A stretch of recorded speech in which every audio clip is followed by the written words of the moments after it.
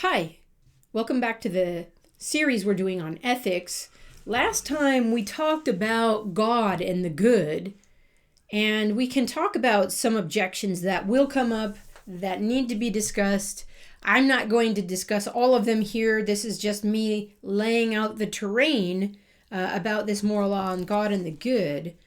But some of the things that come up are the divisions among humans over metaphysics. So theism, belief in God the Creator, is contrasted with non-theism. And non-theism comes in the form of atheism, no God; pantheism, all is God and God is all; polytheism, many gods; and then the philosophical systems of material monism, all is one in its matter; spiritual monism, all is one in its spirit; dualism, there are two things that are eternal; and shamanism, which is a kind of pragmatic, practical view of reality that has spirits and magic. But these are all opposed to theism. So if we're going to say that God creates human nature, those are the things that need to be addressed. I'm not going to do it here, but I'm giving you a heads up.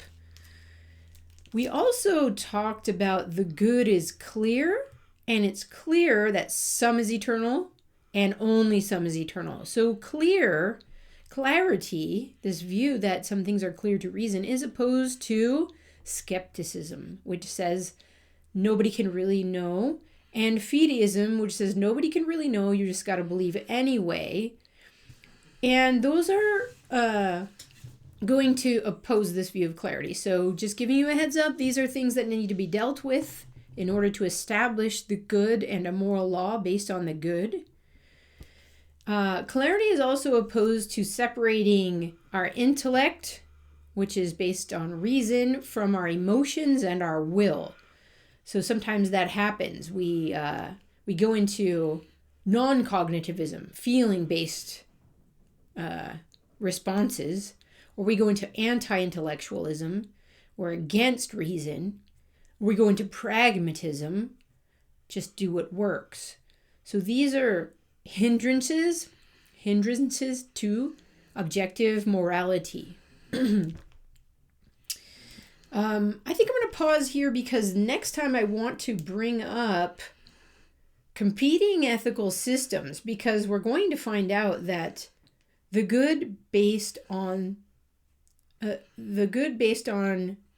God or theism or only some is eternal is going to be contrasted with those secular ethical theories I once mentioned.